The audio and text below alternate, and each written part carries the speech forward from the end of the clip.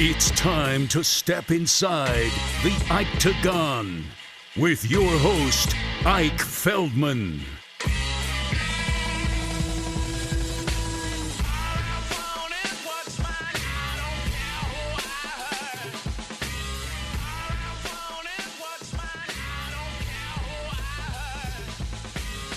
Yo, what's up? What's up, everybody? Your boy, Ike Feldman from the Octagon, Ikeagon, Octagon everything, Octagon.com, Instagram. Woo! Some stuff going on Instagram. I'm not cheating on your Twitter, YouTube, Facebook. I'm expanding my horizon. I don't know why I'm doing the flappy wings, but I'm expanding my horizons. Go to Instagram live, Octagon, Ikeagon. I just did a little special video for the Graham fam, as I'm going to call them. On this day in 2009 is when I fought Forrest Griffin. No, on this day in 2009 is when I saw my favorite fighter. I keep doing the Wakanda symbol. I'm sorry, the Instagram people know what I'm talking about. But it hits home for me. A legend, Anderson Silva, was the co-main event for UFC 101. It was BJ Penn, Kenny Florian in Philadelphia. We all know what happened. BJ Penn choked the eyeballs out of Kenny Florian in the main event, but the co-main event is what really captured my attention for what's now been a 12-year journey, a martial arts journey. Up to the hills of the Tibetan warriors, the journey has gone up and down, but hopefully it's always up. In 2009, I saw Anderson Silva, and you guys could go my bio on octagon.com. I literally have a link. Scroll all the way down on octagon.com. I have put this in my brief background describing why this fight inspired me. I saw one of the greatest fighters of all time. He would be the greatest fighter of all time for me if he didn't have the steroid and PED allegations hanging over his career and a couple of questionable fights, but he's still top 5, top 10 greatest of all time. We will get into the debate more and more as the mixed martial arts history roll out. Obviously, Anderson Silva and John Jones have a lot of steroid allegations surrounding them, but that's neither here nor there. What is here is the 12th anniversary of UFC 101. And on that day, I saw an illegal stream where Anderson Silva did a Matrix-like knockout, did a beautiful dipping and dodging and ducking and dodging to avoid whatever offense Forrest Griffin was trying to produce. And it was beautiful. Multiple time knockdown. If you go to the UFC page, and I stole their content, but I gave them credit. How apropos is that? I stole their content in 2009 and I stole their content again, but this time I'm giving credit. This time I have a camera and a very cheap light shoved in front of me, which you guys can probably see in my glasses reflecting at times. But on this day, 12 years ago, Anderson Silva just captivated me. Wakanda. And just beautiful knockout. Forrest Griffin tried to throw punches. Anderson slipped one side, slipped another side, popped him in the chin. And just one of the greatest knockouts of all time, in my opinion. And I try to express that and lay it out for you in my bio, but I hope I'm doing a better job with my words and with my gestures to express how much that knockout meant to me. And I literally signed up for my first martial arts class a few weeks later. Well, that night, going back to the UFC 101, after, I don't know, just pumped up, excited to watch see the fights. The house that I was at, it was somebody I was doing construction with. He had the watch party, and we went on the front lawn, and we didn't know what the hell we were doing. We ended up just getting a bunch of mosquito bites and itched all over because we started wrestling on the grass like idiots.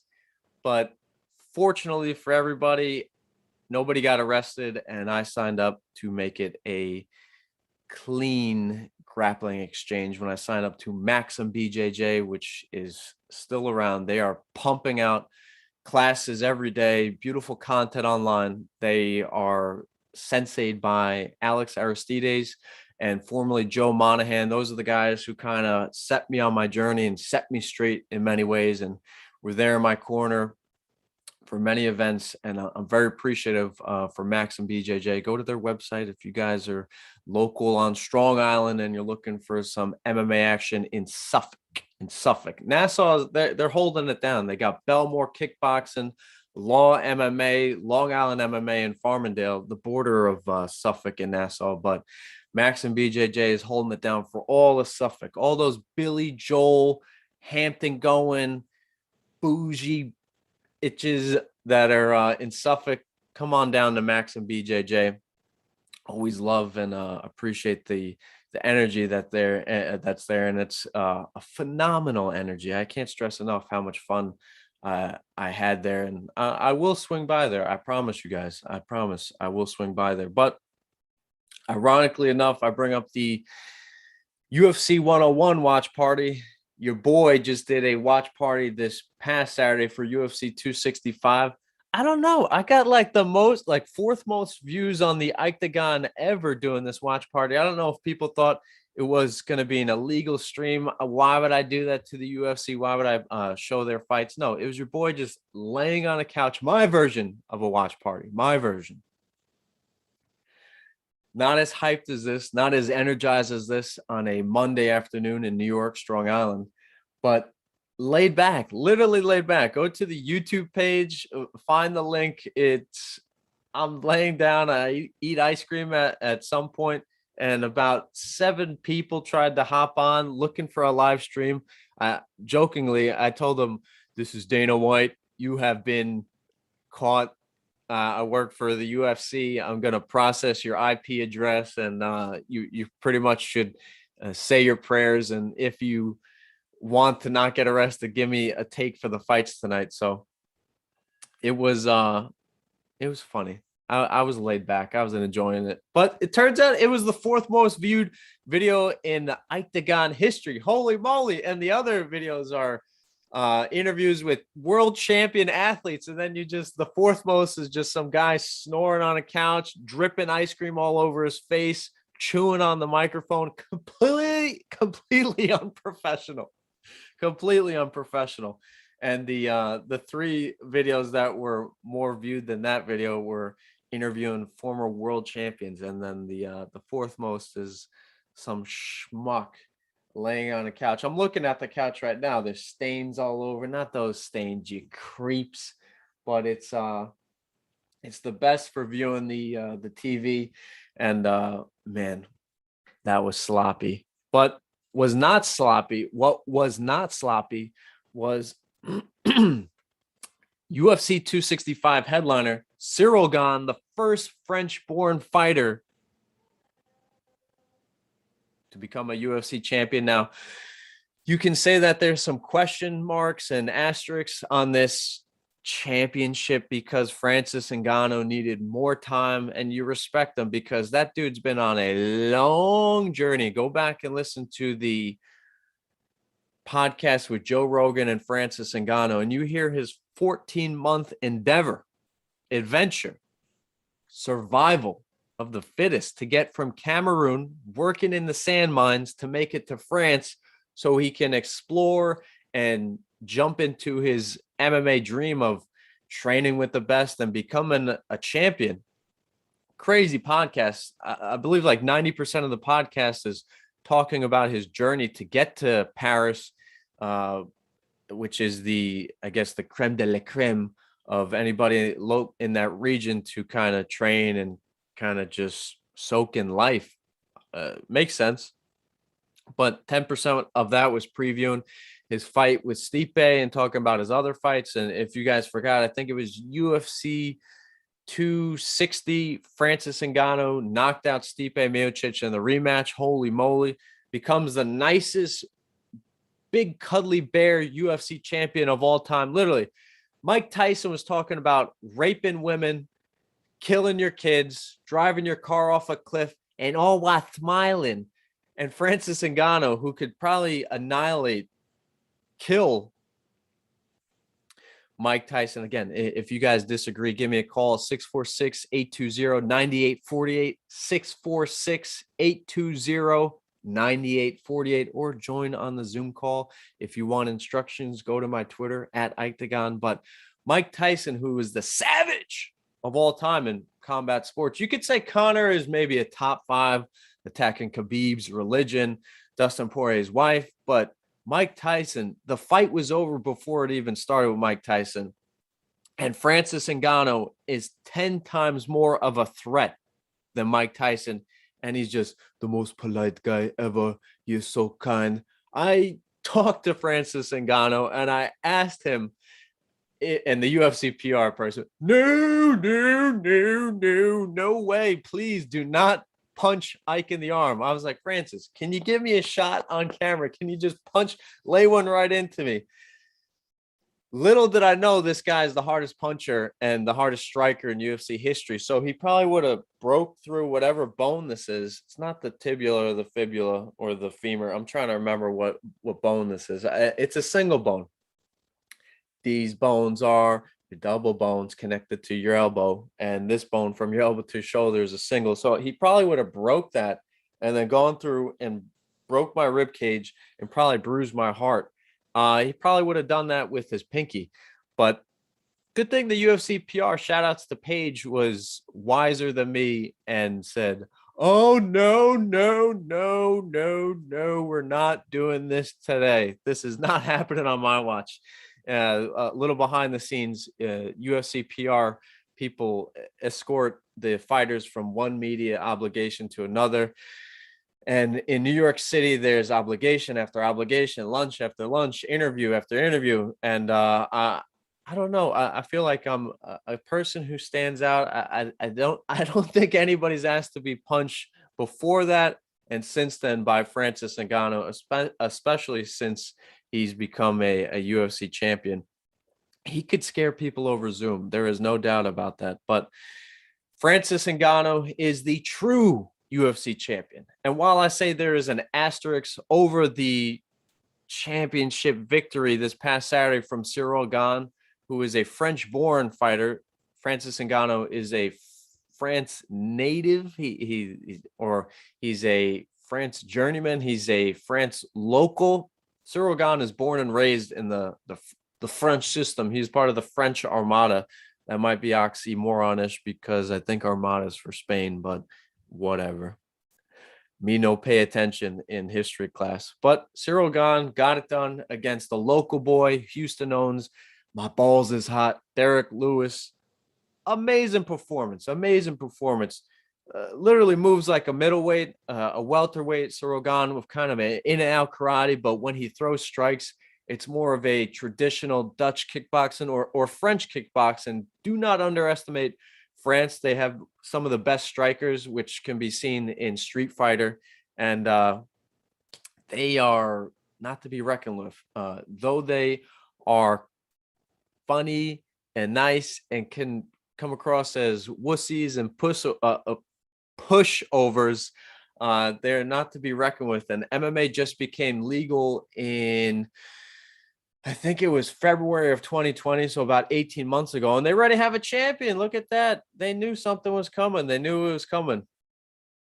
Cool enough, New York had two champions before UFC was legal in New York. How about that? Matt Serra and Chris Weidman were both champions before the UFC became legal in New York. So if you want it, you could get it. My point is, if you really want to be a champion and you can see what's coming, you could see the chessboard, how the moves are going to play out, like Ciryl Gane and his lovely coach, Fernando Lopez, whom I've had the pleasure to speak to.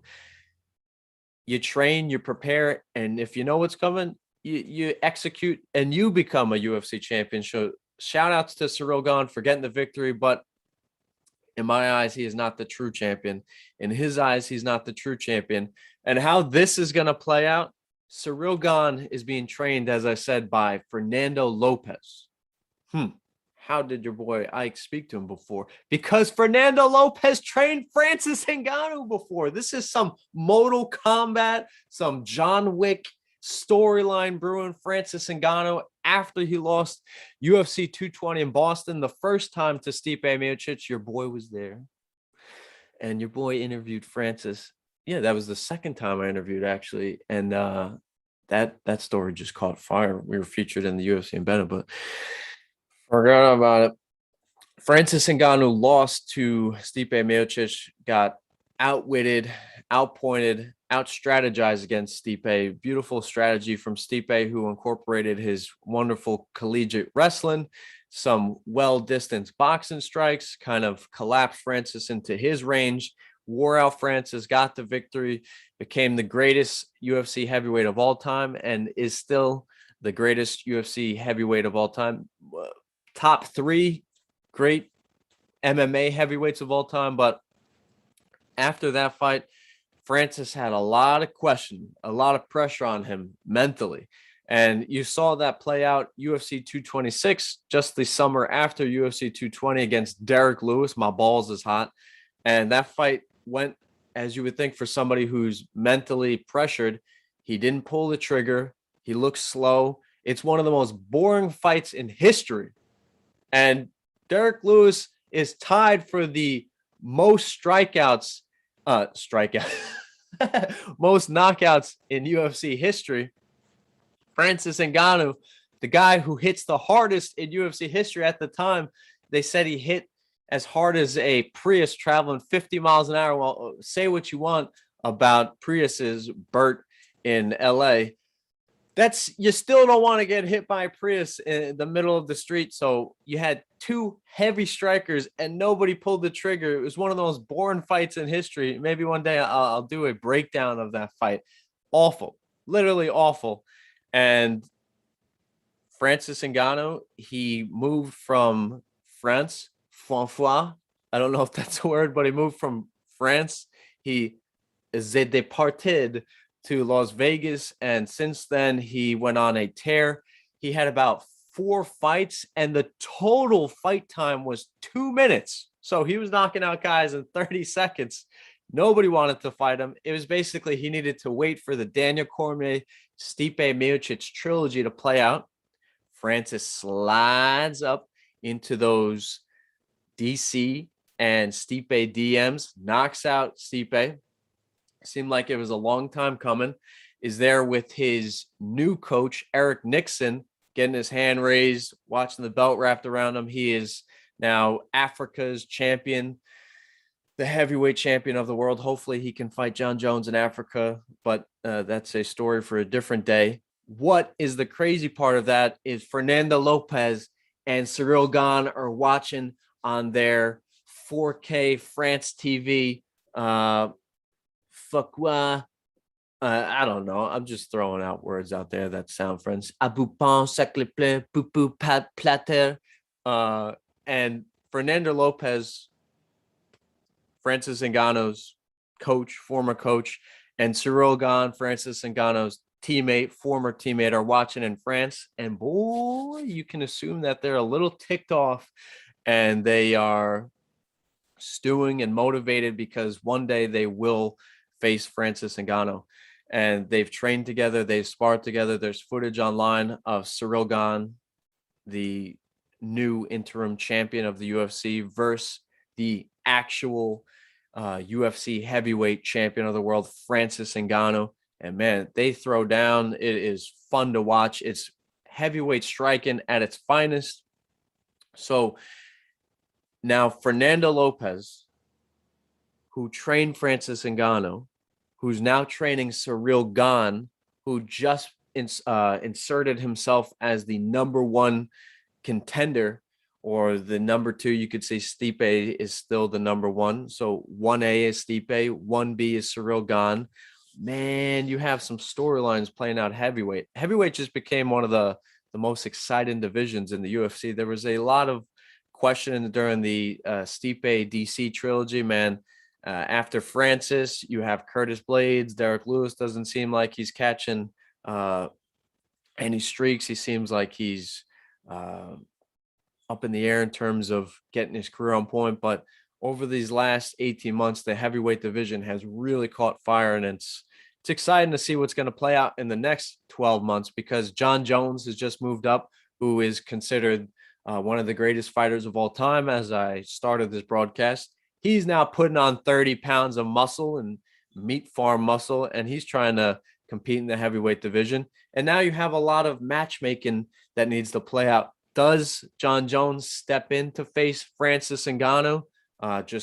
He beat the division over and over and over at light heavyweight. Does he become the number one guy to face Francis Ngannou?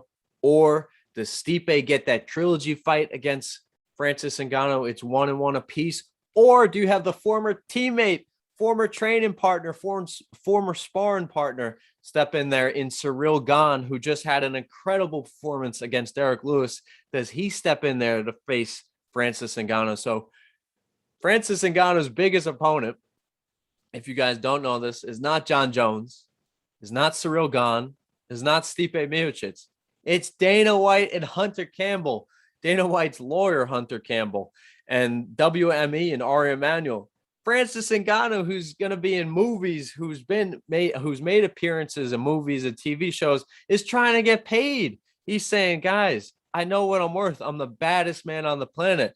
Yeah, I'm calm and cool and humble, but my fists do the talking, and I can't preach enough why prize fighting pisses me off.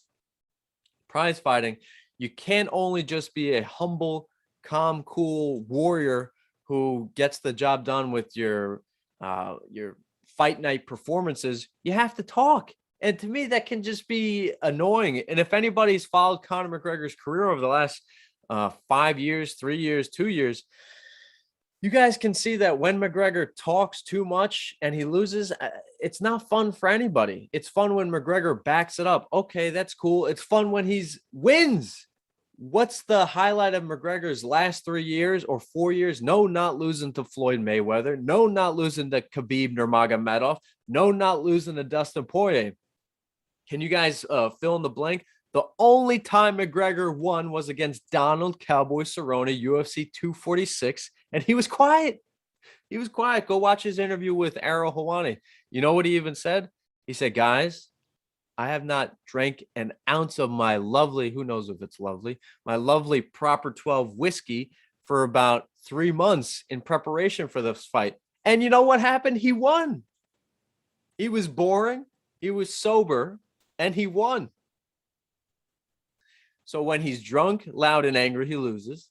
Okay. When he's boring, sober, and disciplined, he wins. Interesting. Maybe we can learn some lessons from this, ladies and gentlemen. But my point is Francis Ngannou, who I'm sure he gets to enjoy that heavyweight weight class because there's no weight cut. Maybe he has to cut down a little to make the 265-pound limit. But fairly more times than often, he does not. So he can eat what he wants, drink when he wants, but he's humble and he's calm and he's cool and he wins. The most important thing in prize fighting is winning the prize, winning the fight. I can't say this enough. ESPN and UFC, they are still doing a poor job at promoting the true martial artists, the Amanda Nunez's of the world, the Tyron Woodleys of the world, the Kamaru Usmans of the world. Who else is quiet? Alexander Volkanovski of the world. Who are they giving all the attention to? Yeah, it's most of it is self-made in Israel Adesanya and say Henry Cejudo, but they should shine lights on the humble fighters, the Francis Ngannous of the world, the Stephen Wonderboy Thompsons of the world. I'm dead serious. I think that's what martial arts is about. Being disciplined, being humble, yet there's incentive to be an a-hole. And I almost cursed there, but it pisses me off, the incentive to be an a-hole. Look at the fight this past weekend. Derek Lewis, who is cool, calm, some of the best one-liners you will ever hear. No joke. In a press conference the couple days before the fight, a French reporter asked, because he's fighting a French fighter. I don't know if you guys are paying attention at this point. Ciryl Gane is from France, so there's French reporters in audience. When Khabib fights, there's Khabibian fighter reporters there, and a French reporter's at this press conference, and he goes, Derek, Louis, what do you do when Cyril Gane beats you? I might have added or changed a word or two. Don't quote me on that. That's not verbatim. But Derek Lewis says the best one-liner, He goes, excuse my French, but you and Cyril. That was an amazing one-liner. And that's who he is. A calm, cool guy, a lovable guy. But yet we found Derek Lewis, who was a headliner in his hometown on a pay-per-view event, trying to achieve what he's been in search for the last few years, especially after losing badly to Daniel Cormier at UFC 230 in New York, MSG, another marquee event. He was trying to stir the pot and kind of be the A side, the guy basically who brings in the money. But everybody was overlooking his hands. He's tied for the most UFC knockouts in history. But what do we look for? My balls is hot. And his Instagram page and those one-liners, which is not what martial arts is about. It's about performance. Yet we saw Derek Lewis pushing Cyril Gane, trying to be a bully, trying to stir up the moment, trying to get in Cyril Gane's head. And it didn't work. Cyril Gane, who is literally singing Mariah Carey, I believe it was Mariah Carey, in the days leading up to the fight. And he's like, he's singing Mariah Carey. And it's an awkward moment where the camera's guy's like, okay. And he's like, oh, no, you don't know? He goes, okay, I keep singing. He was so relaxed, so calm. 150% had less attention on him because being in Derek Lewis's hometown, I'm sure his media obligations were out the wazoo. No doubt about that. So Cyril Gane, who was in a road game, essentially was the enemy on enemy territory. He was calm, cool, laid back, relaxed, was actually laughing at Derek Lewis's one-liners in the press conference. And you know who was the beast, who was the guy who was the alpha, not the lead up, not with the interviews, not with the bullying, not with the weigh-ins, not with the press conferences. The guy who was alpha on fight night was Cyril Gane. Beautiful in and out footwork. You guys, thigh leg kicks have been abandoned. Everybody's going for the calf kick. Cyril Gane, go back and watch that fight. I don't think he landed one calf kick. He did a kind of I think it's called, what is it? The oblique kick, the kind of leaping in karate kick that stabs at the opponent's knee. You guys can see Darren Till do it. John Jones does it. Holly Holm does it at nauseum. It's a kind of cheap kick, as my wife, who's a Shotokan black belt, will say, but it's a kick that works and it's effective and slows down your opponent's forward movement. So he didn't do any of those. He didn't do the calf kick. He did the oblique kick, slowed down Derek Lewis, got him thinking about his knee. Derek Lewis is going in there like a marauding machine, ready to knock out Cyril Gane with that right hand. As soon as his knees attacked, you can kind of see the blood just leave his system, and it looks like he's going faint. Like, oh man, that knee doesn't feel good. And then Cyril Gane set up the oblique kick, the kind of the stabbing knee kick, with deep cutting thigh kicks, just deep kicks. He landed about 5 to 7 of them, and that's when the fight completely changed. Derek Lewis was in quicksand. Then he leaped in with his striking. Derek Lewis kind of folded up. Oh man, my balls, they're still hot. Cyril Gane started laying in heavy strikes, finished the fight, interim champion. Storylines play out. The UFC are not happy. They're not. How can they be happy? The guy who talks, who was the A side in this fight, who, if he won by knockout, would be the greatest knockout artist in UFC history and one of the smartest, wittiest UFC fighters to ever compete in the cage, in Derek Lewis, would be champion. You could do the rematch. Francis Ngannou's last loss, as I said, the most boring UFC fight this side of the Mississippi in the last decade, no doubt. Derek Lewis Francis Ngannou. Ugh. That would have been the rematch, but it would have been a lot more funner because Derek Lewis, he would have been having his hand raised, and Francis Ngannou would have been trying to right the wrong. So that would have been a fun fight. It was the original fight scheduled, Derek Lewis versus Francis Ngannou, but Francis Ngannou wants to get paid. And the UFC, who is the one-stop shop for UFC fighters, they are the promoters, they're the managers, they are the lawyers, and they are the revenue. They say we're going to get paid this much, and Francis Ngannou says, "Chocolat bleu, chocolat bleu." He says, "Why aren't you guys going to pay me?" The chocolat bleu translate to "F you, pay me," basically. And the UFC said no. John Jones, who was asking for Deontay Wilder money. If you guys don't know, Deontay Wilder is a very prominent boxer. He's just coming off 2 fights with Tyson Fury. They're going to do the 3rd fight in October. Deontay Wilder, who doesn't even sniff John Jones's career in terms of accolades, he got about 10 to 15 million in a loss to Tyson Fury. And that fight had about 880,000. Why can't I think of the numbers? 880,000 pay-per-view buys. And John Jones had that against Daniel Cormier in a rematch. And John Jones against Francis Ngannou would no doubt be north of 1 million. And John Jones is saying, I want Deontay Wilder money. And the UFC says, nah, no, you don't want Deontay Wilder money. That's too much money for you, John. Then you're going to buy all these wonderful steroids. You're going to do more coke, smoke more weed, drive faster cars, and crash them. We're looking out for you, John. We don't want to pay you 10 to 15 million. We're going to pay you 5. And John Jones, crickets on his side. He has not responded with the UFC.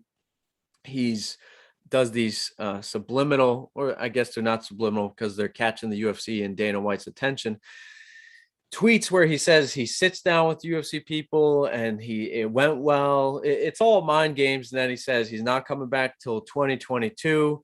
And he's constantly posting photos of him training. So he's letting the fans know, guys, I'm not the one who is holding up this. It's the UFC who doesn't want to pay me, which is fair. I understand that, and I respect that. Pay John Jones his money. Pay him his money. He deserves it. But the UFC doesn't want to pay Francis. Maybe Francis is asking for 3 to 7 million, and he's the champion. And John Jones, you could argue who's the A side in this. Maybe John Jones is slightly the A side. Maybe it's a 55-45. John Jones is asking for 10 to 12. UFC says no. And Francis Ngannou and John Jones are sitting out. And what pisses me off, if we lose this fight, lose this fight between John Jones and Francis Ngannou, and the UFC tries to figure out a strategy with Ciryl Gane working in their corner to get Francis versus Ciryl, kind of stir the pot to get Francis to come out of this hiatus, to face his former teammate, kind of inspire him to stir the pot. If they do Ciryl Gane versus Stipe, which Stipe would love, he would take less money, way less money than John Jones and Francis Ngannou to step in there and kind of right the wrong and face Ciryl Gane. Ciryl Gane's probably not even making 300,000 right now. He's just happy to get fights, and this is the most money he's ever seen. Francis Ngannou is like, dude, I'm doing movies. I'm the champion now. I can kind of hold out, which he couldn't do, which he tried to do in his first title fight against Stipe. He tried to pull some power moves and power strings to, as you say, create leverage. And Francis, it didn't work out. 1, because he didn't win, and 2, because he didn't win. So if you win, you get some leverage, but if you win, you don't get that much leverage. And it shows you that even though Conor McGregor is making maybe 20 to 25 million in his fights with Dustin Poirier, Cowboy Cerrone, Khabib Nurmagomedov, he's still doing it under the UFC banner. Why couldn't McGregor just drift off and do McGregor promotions? Why couldn't he do a one-off with Nate Diaz on some Dublin, Ireland soccer stadium, 40,000 people screaming, and it's McGregor promotions and it's him versus Nate Diaz, the trilogy, in a boxing fight? Because the UFC have him under contract and the fine print say, nah, nah, nah, Jurassic Park reference, if you guys get it, saying you can't do that fight. You can't do a one-off unless you're under our banner. As you saw in the Mayweather-McGregor fight, McGregor still had Dana White on the stage. It was Don White, Dana White, and Dana White was his promoter. And the UFC, I would guess, from what I've heard, the rumor is that the UFC got about 30% of Conor McGregor's earnings. So on paper and according to Forbes, the earning were $99 million for Conor McGregor. And I think the UFC got about 30% of that. So while Conor McGregor is flexing and saying he got $99 million, he definitely did not get $99 million. So the point is the UFC are always working in the background. And it sucks because the fighters deserve a lot more. If you guys follow other sports, hockey, who is the low end, football, MLB, NBA, who are the high ends of player revenue, those sports, the players who you can't do a sport without the players, those guys and girls, well, not yet. There is no, it's, those are all men leagues. I don't know why I had to double think, but the NFL, there's no women yet. NBA, there's no women yet. MLB, there's no women yet. Maybe in the future. You never know. You never know. But in those sports, the revenue is 40 to 50% for the players. Okay. So if the NFL, who brings in about 10 to 12 billion dollars per year, about 5 to 6 billion dollars are going to Aaron Rodgers, Tom Brady, and the rest of the NFL to play football. And the fighters, you guys did not know this. The UFC and Dana White do not like this to be publicized, but the fighters are making about 15 to 20% of the overall UFC's revenue. And there is no public record for how much the UFC is putting out revenue wise, but whatever it is, the fighters are making about 15 to 20% for that. And that's bad. And look at the top tier of the fighters. It's very top heavy because I think a fighter's first contract is 10 and 10. He does maybe a 1 fight, 3 fight, or 5 fight contract. And on that contract, it's 10 and 10, which means it's 10,000 to show up, 10,000 to win. So with God's help, if you're healthy and you win all your fights in 1 year, if you win, you can make about $60,000 your first year of being a professional athlete in the UFC, which in my mind is the craziest, most pressure-filled sport out of any of the sports that I just listed. You are the sole team. Tom Brady gets a lot of credit, but he needs receivers to catch the ball. He needs running backs to run with the ball. He needs an offensive line and a defense to at least play mediocre to get him the ball back to score the winning touchdowns, get all the accolades and the money. But there's 21 other players that he has to rely on. In fighting, it's only you. It's only Tom Brady versus Peyton Manning, which would be a pretty bad fight, I'm sure. But it's only you. And you're making $60,000 in your first year if you win all three. If you win all three, make weight 3 times, win all 3 fights, there is a chance that you get a performance bonus if you are entertaining and put it all on the line. There is a chance of that. But if you don't, if you just go out there, you seal the victory 3 times and you stay healthy, $60,000. That's before taxes. That's before paying your coaches, your gym fees, paying your nutritionist. Uh, a lot of the time, fighters in their first 2, 3, maybe 5 years, they're doing other endeavors and side projects. And everybody's like, I remember this guy at the station. He goes, well, they're only fighting for 15 minutes at 3 times a year. That's 45 minutes. How's that so crazy? They're 45 minutes, you're making 60,000. I'm like, hey, idiot, you have to train for the fight. Do you think Tom Brady just works 16 to 20 times a year? No, he's literally, as soon as the season ends, maybe he takes a 2-week vacation, but he's studying film. He's getting back in shape. He's incorporated new things physically, mentally, always paying his nutritionist to stay on top of it. And the same thing for a fighter. A fighter has to train 2-3 times a day in fight camp. That's 8 to 12 weeks before the fight. And they're training normally months out, casually, maybe, slowly, maybe, taking it easy, maybe, but they're still training. And people who think, hey, it's just 15 minutes, right? No, it's not Geico. They're training all year long. Out of 12 months, I'd say they're probably not doing anything for 2 months at most. At most, maybe a week here, 2 weeks there at most to recover. A day here, I would say maybe a month at most. And that's pretty wild. Look at Conor McGregor's early plight in the UFC, the fights against Dennis Seaver, against Chad Mendes, fights against Marcus Brimage, Dustin Poirier, Max Holloway. He's fighting 3 times a year and he wasn't making that much. But what he was doing, what made him great, was he was talking on the mic.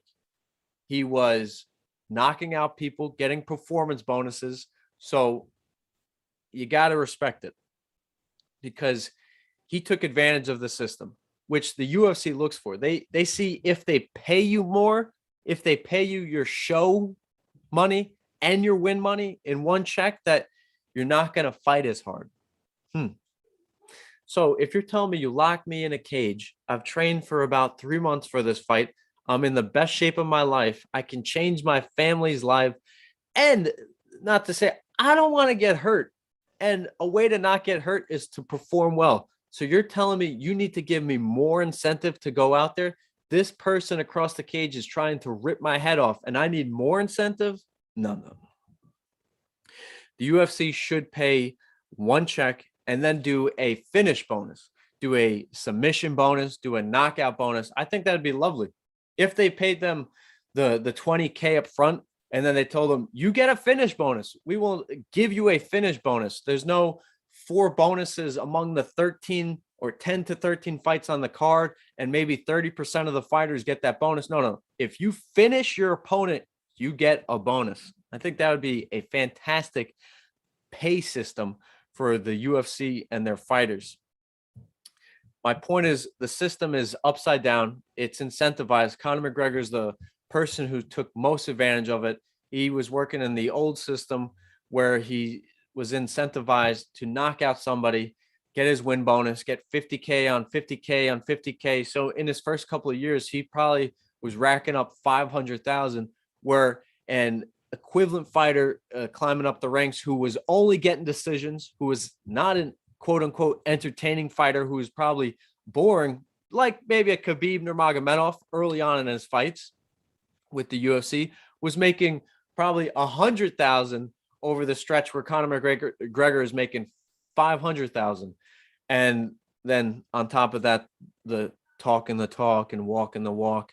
But the UFC should not incentivize trash talk. They should not starve these fighters and incentivize. I understand it's a system and it's working for them, but you are on ESPN. You sold for $4 billion in 2016. That's 5 years ago. You have this wonderful new apparel deal. You have a new crypto deal, like the soccer uniforms. It's written all over the chest. Pay these guys a little more, these guys and girls a little more, please. Cyril Gane should have made $1 million to finish Derek Lewis. I don't even think he got a performance bonus or a knockout bonus for that performance, and a lot of pressure. Though he was calm and cool in the fight, he did not get a performance bonus. My point is, let's bring it back. I think we're past the Conor McGregor era. I think we're past the Conor McGregor era, Joey, Anya, Party Rentals, whoever's listening. And hop over to the YouTube page. I will end this broadcast with a commercial for Long Island's finest party rentals. I've been doing it on the last broadcast. They are the one-stop shop for party rentals. If you guys need tents, dance floors, chairs, tables, sidewalls, they're well kept. They're always clean. The company is run efficiently.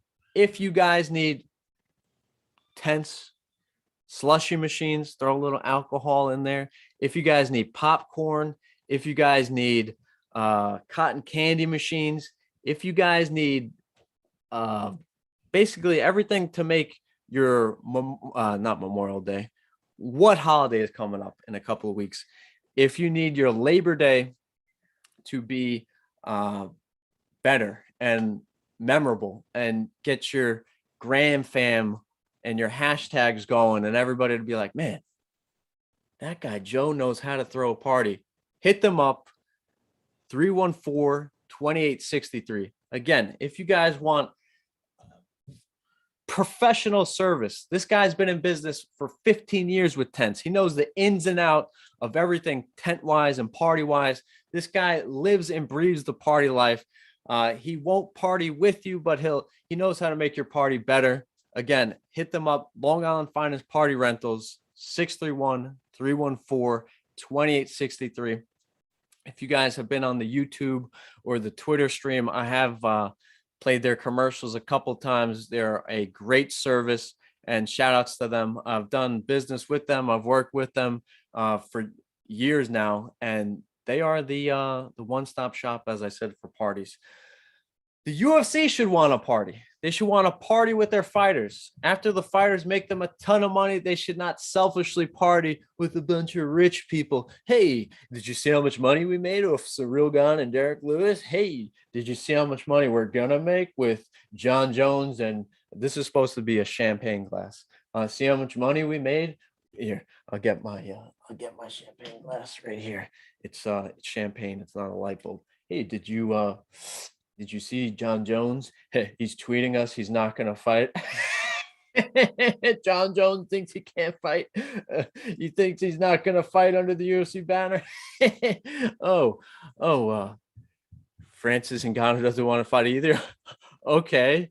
Well, screw them. We'll make a title. Yeah, get the balls as hot guy. We'll put the fight in Houston and get that French guy, right? Get that French guy that wants to fight. And Francis's former teammate, get the French guy. We'll put him in the fight. We'll stir it. Screw John. Screw Francis. This wine sucks anyway.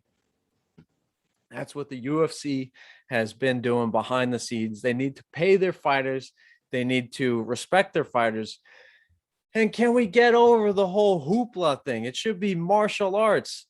Some people on the stream that I've watched fights with, we were going to bars. We were watching Vitor Belfort. We were watching Lyoto Machida, Rashad Evans, guys who were true martial artists who weren't the greatest salesmen. They sold the fights through their fisticuffs. And I think we need to get back to that. I believe the Conor McGregor era is the height of the Conor McGregor era. And I like Conor. He actually inspired me to take a cage fight. His words and his inspiration inspired me. But now he is a businessman and entrepreneur man first. He is not the pure martial artist, which got me into that cage that night. And Conor McGregor he needs to get back to his roots if he wants to achieve any type of success. He needs to be a pure martial artist. And somebody on the feed says Conor will be back. All right, then walk it. Don't talk it. The guy's in a wheelchair. He doesn't even believe he lost. He can't even take a loss. Meanwhile, against Nate Diaz, he tipped his hat to Nate Diaz. He shook his hand. He hugged him out at UFC 196. What did Conor McGregor do? He turned it around beautifully. UFC 202 a couple of months ago, he got the victory against Nate Diaz, a bigger fighter, then went on to Madison Square Garden to fight Eddie Alvarez. Conor, I'm tired of the talking. I need more of the walking. And literally, he can't walk right now. He literally can't walk right now. He can only talk, and it's sad. We need him to disappear. It's going to be at least, if he's focused, to be 12 months before he's back in action at 100% focused. I hope he takes this time to kind of reflect, digest what's happened, and kind of reset himself. I think there's still stuff left in the basement for Conor. What does that mean? Are we talking about his junk? Yeah, I'm sure some lovely woman. I hope it's his girlfriend. Hopefully soon his wife. She can jump on the stuff that's in his basement and treat him well, because I'm sure he is stressed. He's going through a lot right now. He's he physically can't train that much. He's doing pull-ups and he's doing every arm workout under the sun that he can. But I'm sure not being on the mats, not feeling the mat, not being able to roll around to kick a heavy bag is probably killing him inside. Not that much, though. I don't feel that bad because he is the richest Forbes athlete. But we need to move past Conor's basement and all the stuff that Conor has done for the sport recently. I respect for what he's done previously in the past years to get the sport, the $4 billion sale, to get the sport to New York City, MSG. I'll always respect Conor for that. And for getting the sport on ESPN. It's not Spike TV. It's not your local cousin's network. It's definitely not as good as the Octagon, but ESPN. He brought the sport. He helped bring the sport to ESPN. And I will always respect Conor for that. But now that the sport can be heard from the voices of Stephen A. Smith, and it's on First Take, and it's on Sports Center, and there's a ton of coverage for it on ESPN Plus. Shout outs to Chael Sonnen and Brett Okamoto and Max Kellerman, Michael Eaves of Sports Center. Now that the sport has elevated to ESPN, ESPN is the end all be all when it comes to sports. In the business, in the media business, it's called the mothership. If you make it to the mothership, you made it. And Conor McGregor needs to get to reset, but the UFC needs to, and ESPN needs to broadcast and showcase these fighters in a much better light. Show those true martial artists. Again, I've said this, just screaming over and over and over. The Max Holloways of the world, the Francis Ngannous of the world, the Kamaru Usmans of the world, the Dustin Poiriers of the world, Alexander Volkanovski. What do all those fighters have in common? They're boring as they're extremely boring. Extremely boring when it comes to prize fighting. It's hard to market them. Or is it? Or is the UFC and ESPN doing a bad job at marketing them? Maybe they need to get somebody who can kind of open them up, help them express themselves and show their true light, which is to just be laid back, cool guys, but to put everything they got into their families, into themselves, into their training. And they need to show that, yeah, they may lack a little in terms of mic skills and not the Chael Sonnens, the Conor McGregors, the Tito Ortiz of the world. They're not the Ike Feldmans of the world, but that's ESPN's job. Show Max Holloway on the beach, doing some cool kung fu, John Wick type of martial arts training. Show that months in advance. Don't show it the week of the fight. I want to see all that cool kung fu crap like Lyoto Machida and Anderson Silva and George St. Pierre, who can't speak a lick of good English. That's what got me into the sport. The actual martial arts. Not the talking. I understand Chael Sonnen, Tito Ortiz, Ken Shamrock, Conor McGregor. They're fun. It's cool. It's the hot date. It's the girl who's, at the bar, who's wild and crazy, who you won't bring home the mama, but you'll bring home in the basement entrance. But my point is, the UFC needs to marry. ESPN needs to marry these fighters. They need to fall in love with what actually got the fighters to the stage, to the championship fights. And in my opinion, that's true martial arts, mixed martial arts. Conor McGregor, go watch the Notorious documentary on Netflix. While he is a um, while he is a still a wild guy as a youngin, and it's always been in there, his heart was gold back then. It's turned a little dark, and maybe money has changed him a little. Mike Tyson always talks about $40 million. It's very hard to be humble and stay within yourself. So I go back and watch the documentary. You will see a more humble Conor McGregor, and I respect it. And it needs to be that samurai stuff, that ninja stuff, that Bushido Shogun warrior stuff about a fighter just, I don't know, just being a samurai. There's no other way to put it. A samurai who his sole job is to win and to devastate and to destroy. That needs to be showcased and marketed a lot better.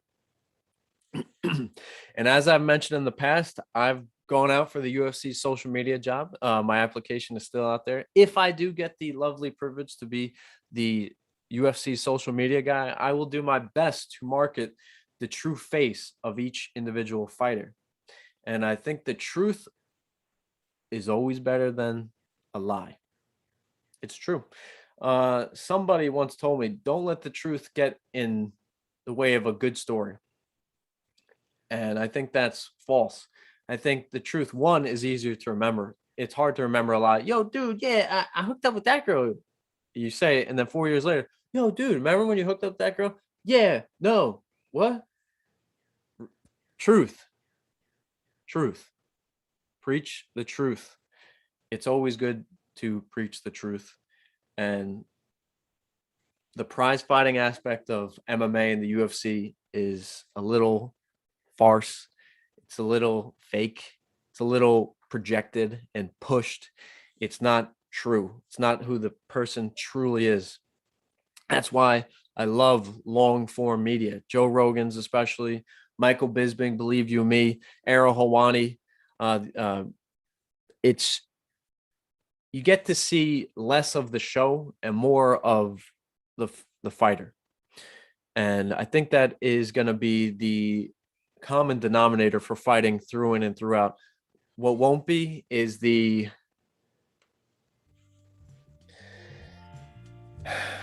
fakeness. And for example, I like fake comedy shows. I do.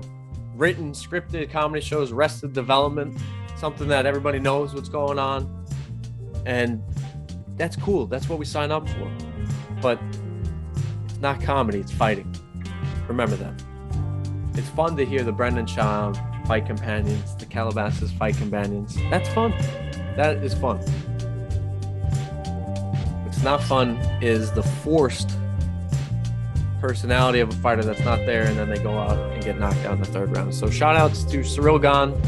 Shout outs to the UFC and ESPN for seeing this broadcast and wanting to market their fighters better.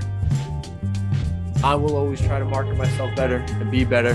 But until next show, didn't even touch any of the other fights, but I will. Your boy is out. Peace.